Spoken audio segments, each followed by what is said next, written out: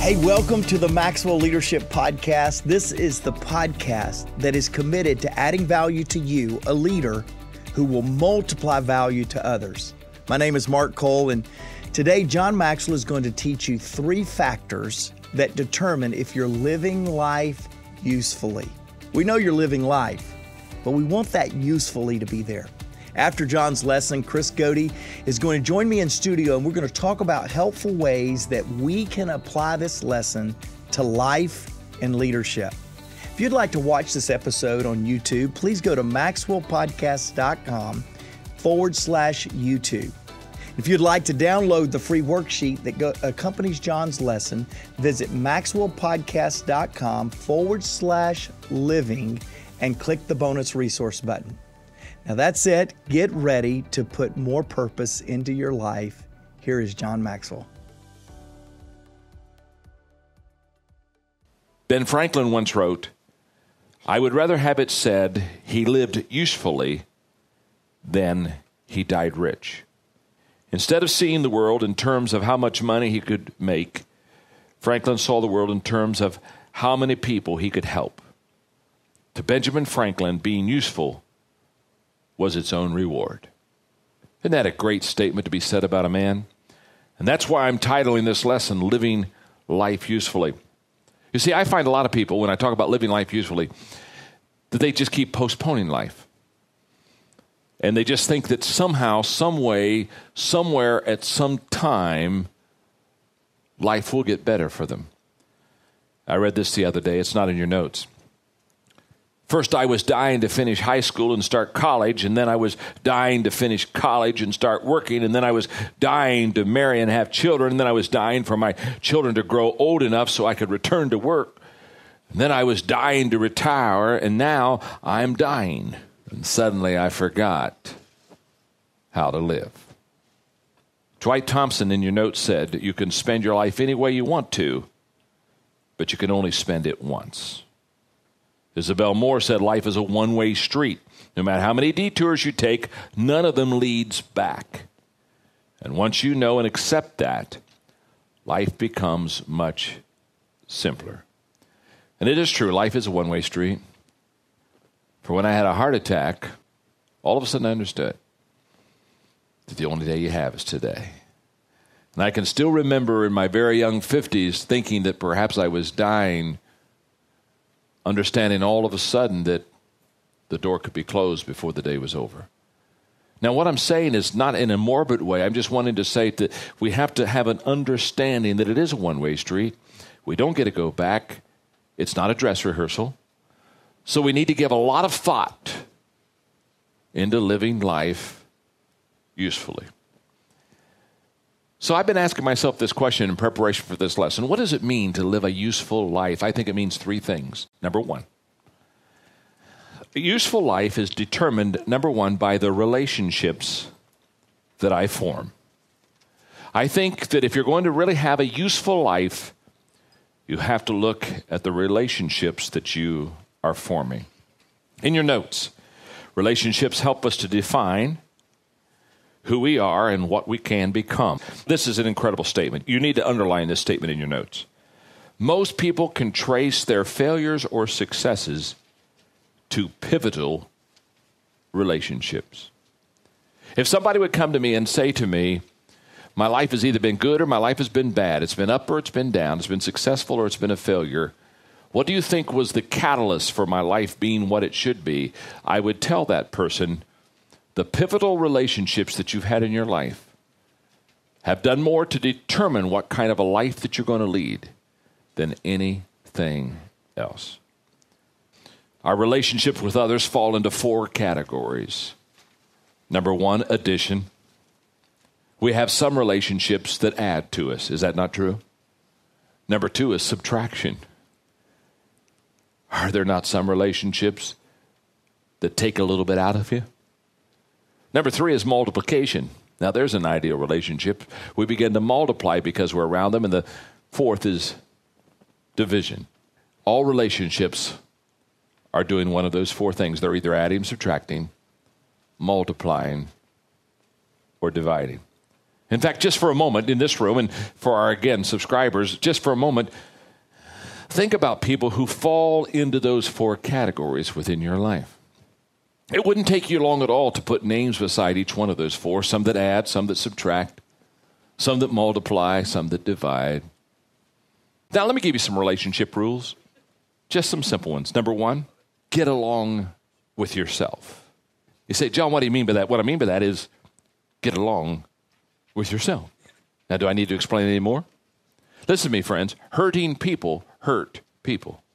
And let me tell you something else. Hurting people are hurt by people. So get along with yourself. Get your act together. Because can I tell you something? If your act's not together, you're going to have relationship problems all your life. I have watched this and I have observed this. People who can't get along with themselves can't get along with anyone else either. So learn to get along with yourself. Learn to like yourself. Think about it this way. You spend more time with yourself than with anyone else. There's a deep thought. So don't you think the number 1 relationship you ought to work on is you? Huh? I've often said people who don't have their own act together, they'll change jobs, they'll move to different places, they'll do everything they possibly can, and they're never going to solve the problem. The only way they could ever solve their problem is if they could get away from themselves. So learn to get along with yourself. That's relationship rule number 1. Number 2, value people. The second relationship rule is just very simple. Value people. Valuing people will keep you from manipulating them. In fact, look at your notes. You could not make another person feel important if you secretly feel that he is a nobody. Just have to value people. Number 3, make the effort to form relationships. Again, we're talking about energy, and relationships take a lot of energy. And a lot of times people don't have any relationships because they don't initiate energy. In your notes, the result of a person who has never served others, I can give it to you in one word: loneliness. You show me a person who has never learned to serve others, and I will show you a walking, lonely person. Number 4, understand the reciprocity rule, and I wrote that in for you because I thought that would just do a real favor for everybody, so they'd have to spell reciprocity. Let me give you what the reciprocity rule is. Over time, people come to share reciprocally similar attitudes toward each other. In other words, what I'm saying to you is very simple. If you have a good attitude toward people and you can maintain that good attitude toward people, eventually they'll have a good attitude towards you. If you have a bad attitude toward people and you continue to maintain that bad, in other words, reciprocally, it'll come back to you just in the form that you put it out. And number 5, follow the golden rule. Isn't that simple? Just do unto others as you'd have them to do unto you. Okay. My fulfillment in life is determined, number 1, by the relationships that I form. We talked about that. Number 2, my fulfillment in life is determined, number 2, by the decisions that I make. The decisions that I make are going to be a great determinant of how useful my life is. So I put a couple of my favorite quotes on no decisions, such as Yogi Berra's. You've heard this one. When you come to a fork in the road, take it. Or I love this one. Give me ambiguity or give me something else. The other day I read one that I didn't put in your notes. It says the highway of life is full of flat squirrels that simply couldn't make a decision. So every time you see a flat squirrel on the road, think of this lesson.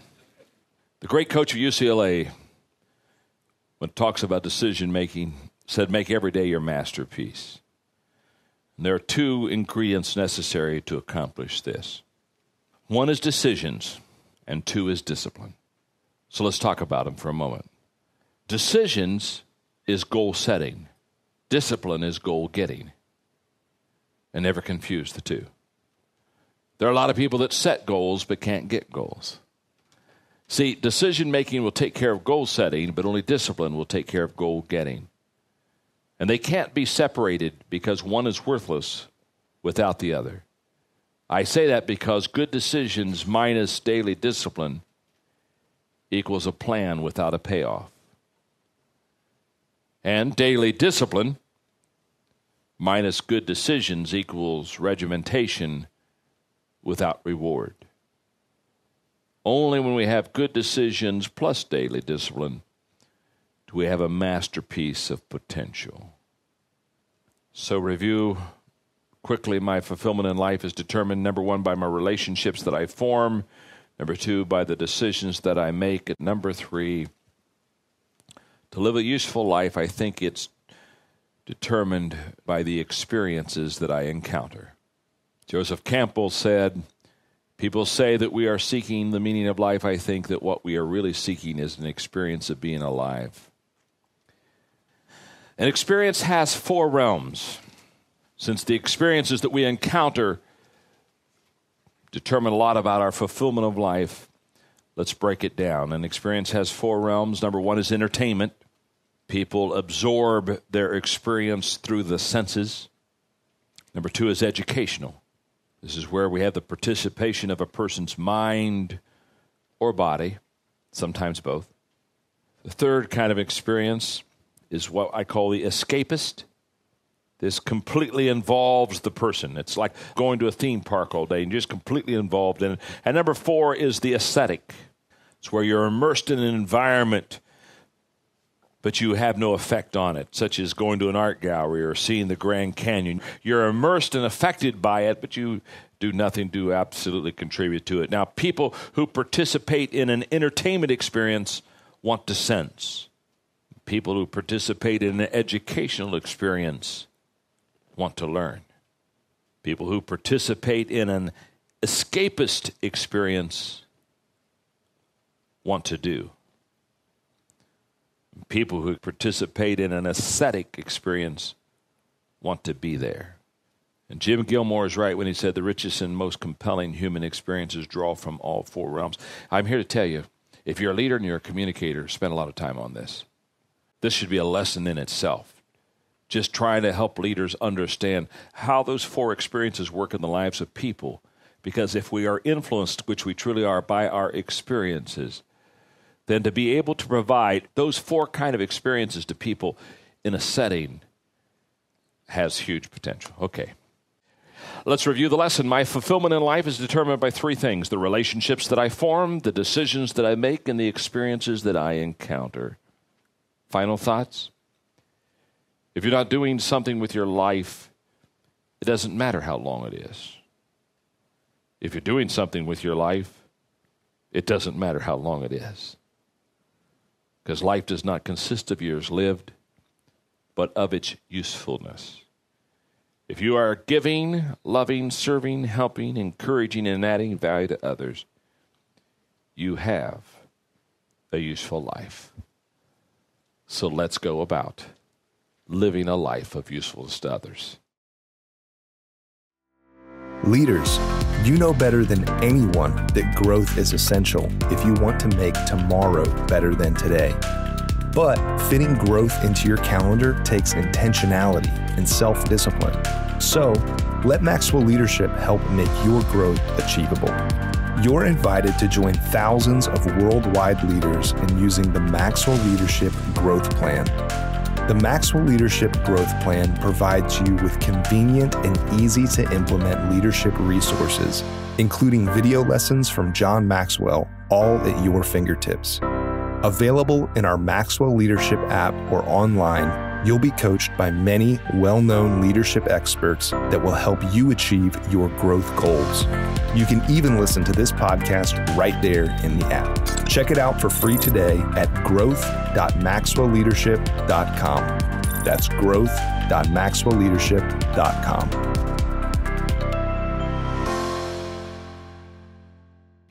Hey, welcome back. Chris Goede and I were talking, and one of the things I love about this lesson is how intentional John Maxwell is in this idea of significance.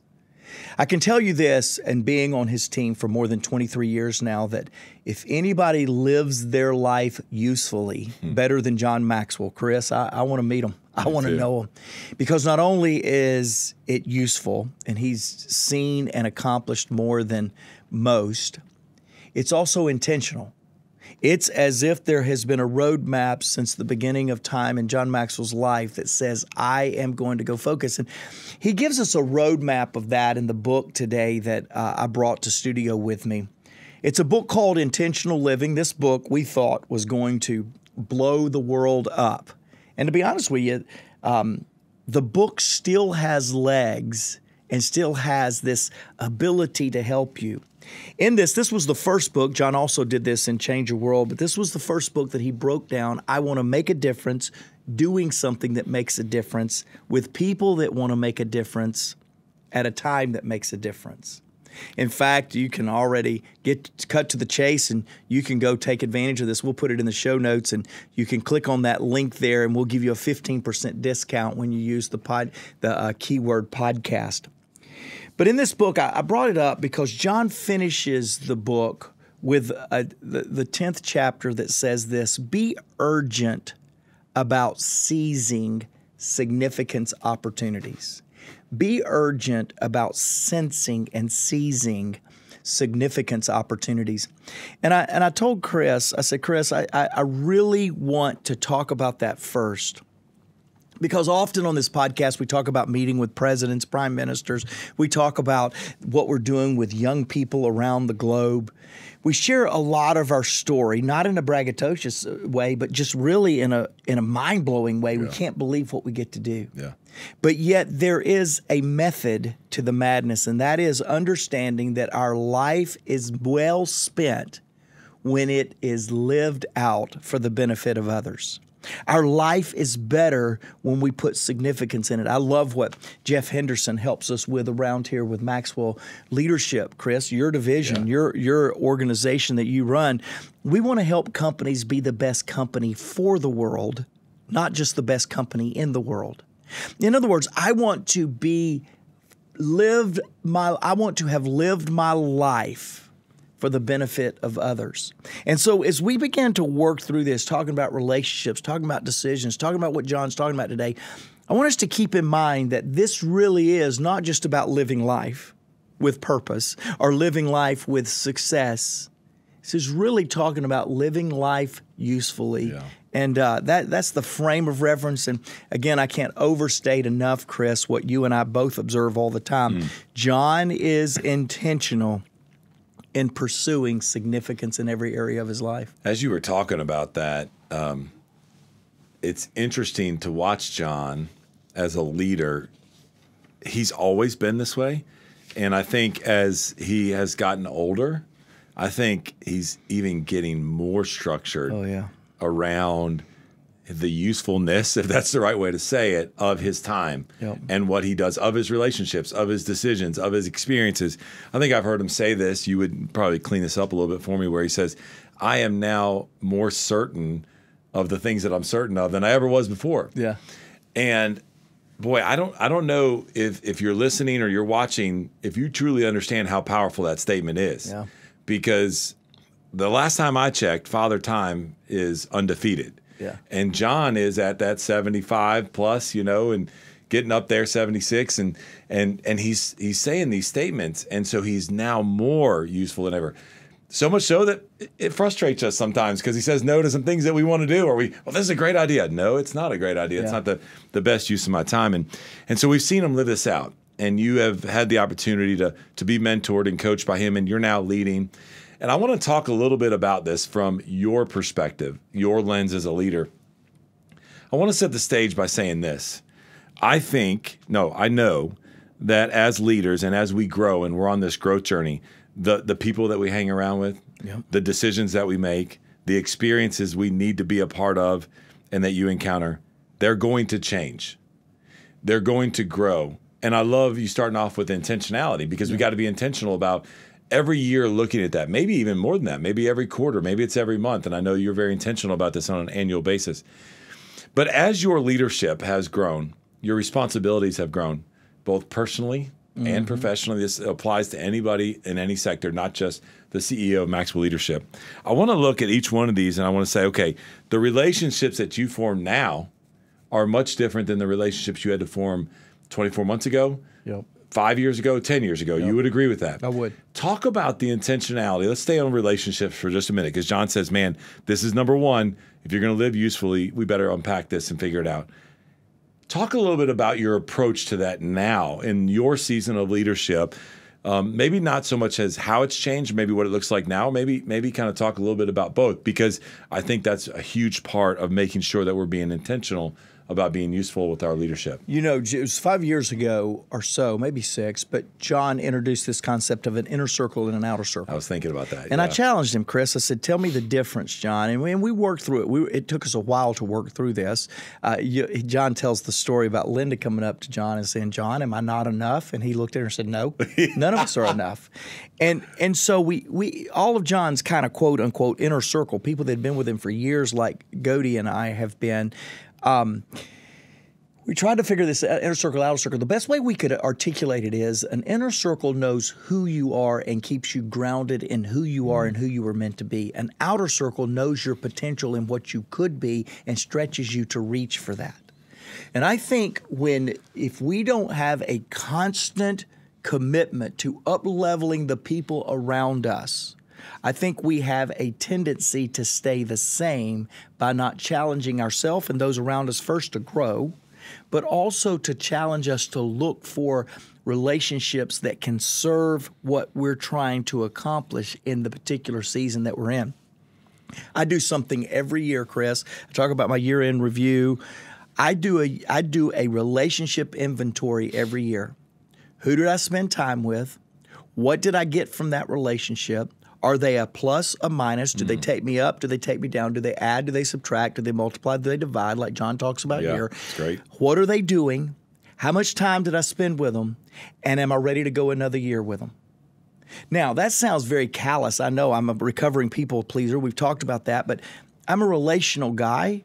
But I have found that in the area of relationships, that our success and our progress is directly connected, as John teaches today, on the relationships we surround ourselves with. If it's that important, and if everybody that says anything about this subject says your relationships around you are important, why don't you and I have a discipline on doing an inventory of our relationships? Why don't we have a discipline of determining if they're addition, subtraction, a multiplication, or a division in our life? And when we go through that discipline, I have found that for me, the people that are leading me right now, Chris, the people that are speaking into me right now have been at a level of leadership, a level of difficulty, a level of ups and downs that every business person has. And I need them to have that well-rounded perspective so that they can help me lead in the current season that I'm in. Yeah, and I want everybody to hear that it's okay to go through that process. Like you said, callous, right? It's like, oh, that's a little bit. This is your life. Right. This is the life that you are living. And I love John talks about in the subpoints here where he says, hey, we need to make sure that we are adding value to people. Yeah. And by the way, let's just have a self-check right here. Our own flesh will not desire to add value to people if they're subtracting from your life, if they're our relationship. And so why would you take away the honor and the privilege of serving other people that are adding to your life, that are multiplying what you do? And what I want you to hear Mark say is that is going to change. For him, he gave us an example of an annual basis. It may be more than that. Yeah. It may be less than that. I don't know, but you have to do an inventory of that in order for your leadership to be extremely useful. And again, the subject matter is not live life normally, consistently. Right. Live life the way you've always lived it. It's about living it from a useful perspective. And from a generosity standpoint, from a give back standpoint, from a serving a community standpoint, often we grow in our success, but we continue to do the significant things at a level that was before our success. Yeah. We don't challenge ourselves. Yeah. So we've no longer become useful, and we've just become redundant. We have all this success. We've accomplished all these things. You're listening to the Maxwell Leadership Podcast. You're getting John Maxwell every single week. There should be an accelerated growth in your significance. There should be a significant growth in your usefulness to those around you. Yeah. All right, so we need to get off that one because Mark and I are both. We're going to stay. We are both level 2, which is the relationship level, 5 levels, and we are recovering people pleasers. We're working on that so we could stay here for the whole episode. Yes. Let's move to the second one that he talks about. Again, your growth as a leader and the decisions that you have to make and are making. Continue to grow. And I would say that as a listener and a podcast follower, it's going to be the same thing for you at different levels, personally and professionally. I love what he talked about where he says, hey, decisions are about setting goals. The discipline is actually about achieving that goal or getting that goal. Just talk a little bit here about the decisions you've had to make and how that grows and how that changed. And in order for you to be useful now, you're making decisions now that you didn't have to make last year or in the years past. Talk to us a little bit about that. You know, when you were asking me, I was thinking about decisions that I've made, personnel decisions, hiring decisions. And I thought about the discipline that I used when I was leading the sales team or when I was leading customer service, the different functions of leadership that I have served in John's organization. And then I thought today about the role and responsibility of stewarding this vision of transforming a world, of creating great, meaningful leadership because everyone deserves to be led well. And I think about the scrutiny and the decision-making process, going back to relationships, obviously, but in decision-making of who's going to own what and what level of expectation you're going to have on them. You know, when you get really clear, Chris, on the vision of the team that you lead, the organization health of the organization that you're a part of, or the decisions you as a team leader or as a leader in your home needs to have, there comes with that a responsibility that the effectiveness of the decisions we make needs to have greater gravitas. There needs to be greater significance. Yeah. Great example of this. Great example. I mean, think about John. For those of you that's watching YouTube, I'm holding up John's book that I mentioned at the top of the show. John has had 36 million pair of hands hold a book like this in his life. He's done okay. He speaks to several million people a year through webinars and different things like that. He's doing okay. Yeah. He's had a successful life from a financial and from an accomplishment standpoint. He's doing okay. What would drive him to make a decision to get into the songwriting arena?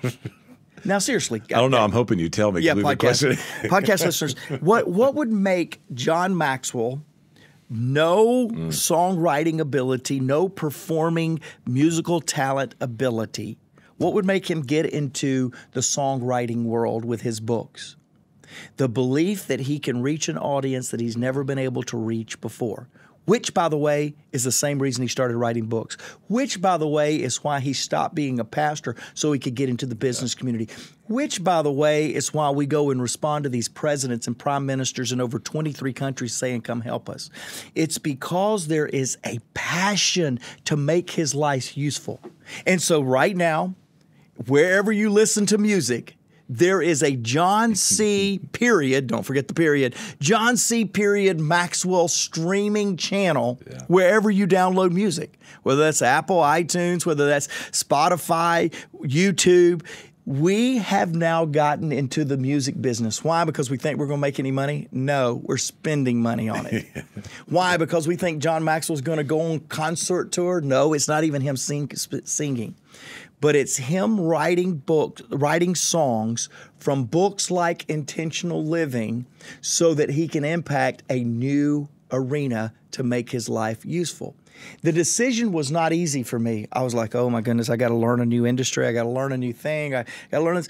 For John, it was extremely easy, Chris, because it was a way to make his life useful. It was a decision to make. So go online because there's 2 songs we've already released. We're getting ready to release a third, Day by Day, and a song set telling you to get over yourself. Okay? So there's the 2 songs I want you to listen to. You're going to love it. We've had tens of thousands of downloads already. They've just come out. Get to that music. But again, going back, Chris, you know why?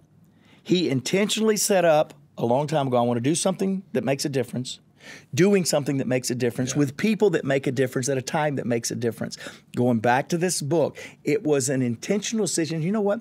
He made that decision to get into the songwriting business 50 years ago. Yeah. Because he determined when an opportunity presents itself and it allows me to impact more people, to make my life more useful, I'm going to go to Nashville and write some songs. So here's our challenge to you. Listen to a song, get you pumped up before you listen to the podcast. Listen to the podcast, then close. It's almost kind of like a service. Then close with your with your song on the back end, and it'll be a complete Jake, show. we need to do some bumper music with Maxwell. That's a great idea song. right there. Here, let me just stay here for just a minute, because there's two things I want to unpack. In our notes, John talks about good decisions plus daily disciplines, which he has, very disciplined, equals a masterpiece of potential. Wow. It's amazing when John talks about living a useful life, the potential that he sees in decisions that he makes and his boring daily disciplines that he lives out, on a daily basis because of the potential. There's not another guy, you and I would know, that sees more potential in people. That's probably gotten all of us in trouble. Things, opportunities to be useful. He sees the potential where I would see that and go, to your point, we got to learn another industry. What are we doing? But he's going, no. This can be extremely useful to people that we have not reached before, and there's a lot of potential there. So I wanted to make sure I brought your attention to that. It's in your notes there on potential. Now, before I come off of this, the decisions that you make, your transition as a leader went from consulting with John, letting him hear what's going on, the grassroots of the organization, you guys making a decision, ultimately John finalizing it, and then you coming over and implementing it. That was a decision-making process. As we talked about, this is growth. It's going to happen. It's going to be different every season of your life. Now, that decision-making process has flipped. Mm-hmm. You're consulting with John. Really, John's consulting back to you. But ultimately, now you're making the decision. And now you are carrying the weight, as I've heard you mention in this podcast and others, of in order for us as an organization to be useful, to carry the potential of John's legacy. Now that's on you. That's a shift and a growth. Talk a little bit just about that process, that now you feel that weight, but also from a growth standpoint of now going, hey, in order for me to be useful, the decisions I'm making now are different than they were before. And it's okay. It's just different. Yeah. First, I would say this. The temptation when we mature as leaders, we mature in winning, we mature in effectiveness, we're in greater demand. The tendency is for us to redefine the things that need no redefinition and to keep dormant the things that need to be redefined. John Maxwell says that there's two areas in his life only that he has not redefined himself in. Everything else has been up to redefinition after redefinition after redefinition. My question to you and I is, number one, do you know your two things, 5 things, 3 things, 1 thing? Do you know the areas that must be what you want your life to be about, the bedrock?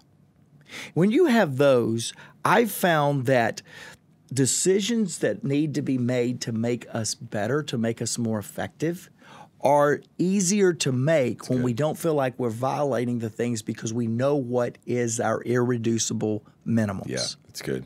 And most of the time I talk with leaders, they don't know their irreducible minimum. For me, I'm a passionate person. If I can't get excited about it, even in a difficult meeting, I find myself just saying, guys, I'm sorry. I know we got some challenging things ahead of us. I just got to tell you what I just experienced. There's this passion. You know why? Because that's an irreducible minimum for me. I've got to have that enthusiasm in my life. So my question is, Chris, to our podcast listeners, our podcast viewers, is what are the decisions that you're delaying because you don't know your irreducible minimums, the things in your life that will be the bedrock of your influence? Because for you to be useful, you've got to have a level of dependability. But for you to be useful, you've got to have a propensity for change. And the only way I know how to embrace those decisions that require change is to know what is unchangeable in my life. I love what you're talking about because it allows you to make consistent, decisions if you have that foundation. And as John talks about, consistency compounds. And so I love that ad. Okay, as we wrap up, let's talk about this last one here that John brings to our attention, where the experiences that I encounter. And I love how he kind of wraps up the message where he says, hey, people who participate in an entertainment experience, and he goes through each one. Well, that's something they want to sense and they want to feel educational. They want to learn. I want to stop right here on this one. And I'm going to throw it to you and let you kind of talk a little about this and kind of wrap up for today's session. With this transition of leadership and the season that you're in right now, what experiences are you immersing yourself in to learn, to grow, to be challenged, whether that's locally, whether it's on the road, whether it's different countries? What are the experiences that you're forcing yourself to be a part of personally or professionally that is just taking your growth as a leader to the next level so that you can be extremely useful? I watched John do this through difficult times in his leadership. I can remember him selling the company or selling assets off from financial reasons, from focus reasons. Through the years, I watched him let some people go. And so I've watched John through the years, and I'm learning from that now, Chris, because when I have found that when a visionary leader, the leader that is most responsible for the vision and the direction of the organization, when difficult times or particularly challenging times or redefinition times or restructuring times happen, I've watched them lose their way in what the purpose of all of those changes really are anyway. In other words, they don't experience their product. They don't get out and see the end result. And I would challenge every one of you. I don't care if you're leading and selling tacos at your favorite taco place, or whether maybe you're leading a team that has to do some menial task. My challenge to all of us is get out and talk to the consumer of the final product. Get out and see the work of your daily hands, because when you'll do that, whether again it's something that feels very insignificant, if you'll get out and see the people interface with what you do, that experience will send you back to the drawing table and be very focused in making the decisions necessary. And often what I have found myself doing is getting so insulated in the difficulty of the environment or the decision and forgetting to go out and realize the significance that happens when I make that decision, when I develop that relationship, when I begin to create that experience. Then I realize, whoa, there is a reason for this challenge. There is an opportunity at the end of this meeting to make a big difference. And isn't that what we're all about? It really is. Hey, we love your comments. Thank you. Hey, if you have not sent us a comment about the podcast, please do so. The other day I was in the Nashville airport. I was in the Nashville airport, and a friend came up to me I'd never met before. He and his wife listened to the podcast, and Chris, he came up and thanked me for the work that we do. And whether that's you, whether that's somebody like Lisa that listened to the life lessons from the Little Red Wagon. By the way, that's a book that Maxwell Leadership published by Ron Simmons. You will put that in the show notes for you to pick up too. But Lisa said from that podcast, I love the stories in this podcast. There are nuggets and truth and wisdom in each of the stories. Lisa, that's why we do what we do. That's why we want to add value to you so that you'll go multiply value to others. And until next week, go create powerful, positive change, because everyone deserves to be led well.